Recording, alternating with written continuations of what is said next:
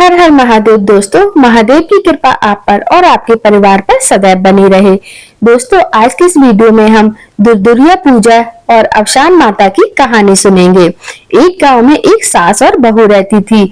बहू अपनी सास पर बहुत गुस्सा करती थी क्योंकि सास बूढ़ी होने के कारण कोई काम नहीं कर पाती थी। सास और बहू में रोज कलह होती थी। बहू हमेशा सास को ताना देते हुए कहती थी, अम्मा आपसे तो कोई काम नहीं होता है, दिन भर घर में बेकार बैठी रहती हो। बहू के ताने सुनकर लाचार सास कोई जवाब नहीं दे पाती थी। एक दिन बहू ने कहा, अम्मा आप दिन भर खाली नहीं बैठ सकती हो, आपको घर का कुछ तो काम करना ही पड़ेगा। तब सास ने कहा, बहू इस उम्र में मैं क्या काम करूंगी और कहाँ काम के लिए जाऊंगी? तुम अगर मुझे रोटी नहीं दोगी तो मेरा क्या होगा? इस पर बहू ने कहा, अम्मा आप रोज सुबह पूरे गांव में दूध बेचाया करो, 1 महीना पूरे होने पर मैं आपसे हिसाब लूंगी। बेचारी सास दुखी मन से मजबूरी बस गांव में दूध बेचने के लिए तैयार हो गई। सुबह हुई तो बहू ने दूध का डिब्बा भरकर सास को थमा दिया और कहा, जल्दी दूध बेचकर घर आ जाना।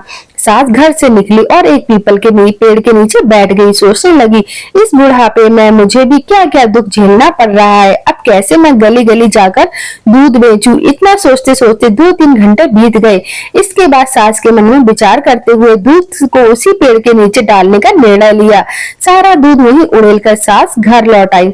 बहू ने सोचा, सास सारा दूध बेच कर आ गई है, रुपए भी लिए होंगे तो कोई बात नहीं, महीने के आखिरी में हिसाब ले लूंगी। इस तरह दूध ले जाते हुए सास को 1 महीना बीत गया। अब वह दिन भी आ गया जब उसे हिसाब देना था।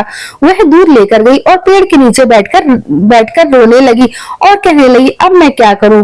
आज बहू को दूध का हिसाब कैसे दूंगी? दूध तो मैंने बेचा ही नहीं, 2 रुपया कहाँ से लाऊंगी? वहां से गुजर रही अफसान मैया ने बुढ़िया को रोने की आवाज सुनी।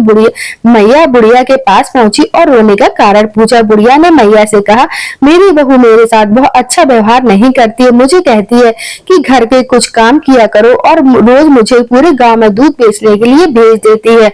मुझसे ठीक से चला भी नहीं जाता, घुटने दर्द है, इसीलिए मैं रोज दूध पीपल के पेड़ के नीचे डाल देती थी और बहू से कह देती थी कि सारा दूध बेच दिया है। आज मुझे बहू को महीने भर के दूध का हिसाब देना है, मैंने हिसाब नहीं दिया तो वह मुझे घर से निकाल देगी।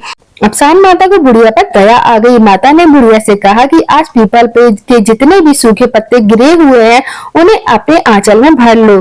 घर जाकर इन पत्तों को अपनी बहू की आंचल में डाल देना। इस पर बुढ़िया ने आश्चर्य से अफसान माता से पूछा, अरे क्या इससे मेरा दुख दूर हो जाएगा? माता ने कहा, हाँ जरूर हो जाएगा, और जब दुख दूर हो जाए तो अफसान माता की पूजा करना मत भूलना। बुढ़िया ने अफसान माता की बातें सुनकर आंचल में पीपल के सूखे पत्ते समेटकर अपने घर लौट आई। सास जैसे ही भरे आंचल के साथ घर पहुंची तो बहू अत्यधिक खुश हुई। बहू ने पूछा, क्या बात है अम्मा, आज तो आप पूरा हिसाब लेकर आई हो, बहुत सारा रुपया मिला है आपको? सास बोली, हाँ बेटा ऐसा ही समझो, तुम अपना आंचल फैलाओ, मैं उसमें सब डाल देती हूँ।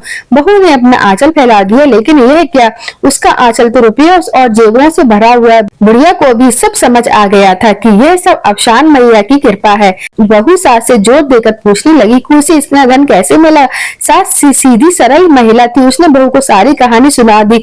लालची बहू ने सास से कहा कि मैं भी वैसा करूंगी जैसा आपने किया है, हो सकता है अफसान माता मैया मुझे भी इसी तरह से बहुत सारा धन दे दे। बहू भी रोज दूध लेकर जाती और पीपल के पेड़ पर चढ़ाकर आती।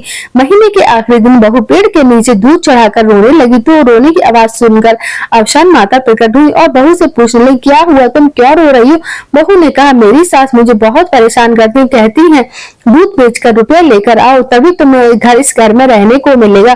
मैं तो रोज दूध यहाँ चढ़ा देती थी, आज मुझे सास को महीने का हिसाब देना है, इतने रुपए मैं कहाँ से लाऊं? अफसान मैया ने बहू से कहा कि वह पीपल के सूखे पत्ते अपने आंचल में समेट लो और आंगन में डाल दे। बहू ने खुशी खुशी ढेर सारे सूखे पत्ते अपने आंचल में भर लिए, लेकिन यह क्या, जैसे ही बहू ने सूखे पत्ते आंगन में डाले तो वे सांप बिच्छू में बदल गए और उसे काटने के लिए दौड़ पड़े। घबराकर वह अफसान माता के पास गई तो मैया ने कहा कि तूने अपनी बूढ़ी सास के साथ बहुत गलत व्यवहार किया है, उसे तूने 2 रोटी के लिए भी तरसा दिया, तो इसलिए तेरे साथ यह घटना हुई है। बहू अफसान माता के चरणों में गिरकर माफी मांगने लगी। माँ को भी दया आ गई और उन्होंने बहू को क्षमा कर दिया। माता ने बहू से कहा, अपनी सास को माँ समान मानकर खूब उनकी सेवा करो, घर में आपस में मिलकर रहो, गुरुवार को अफसान माता की पूजा आरती करो, मैया की कथा सुनो, जिससे तुम्हारे घर में धन दौलत और सुख की कोई कमी नहीं रहेगी। बहू ने घर जाकर सास से माफी मांगी। इसके बाद दोनों खुशी खुशी घर में रहने लगे। गुरुवार को उन्होंने पूरे विधि विधान से माता का आवाहन कर उनकी पूजा की। जिस प्रकार अफसान माता आपने बूढ़ी सास को सहारा दिया और घर में सुख शांति समृद्धि दी, वैसे ही हम सब पर अपनी कृपा बनाए रखना। बोलो अफसान मैया की जय।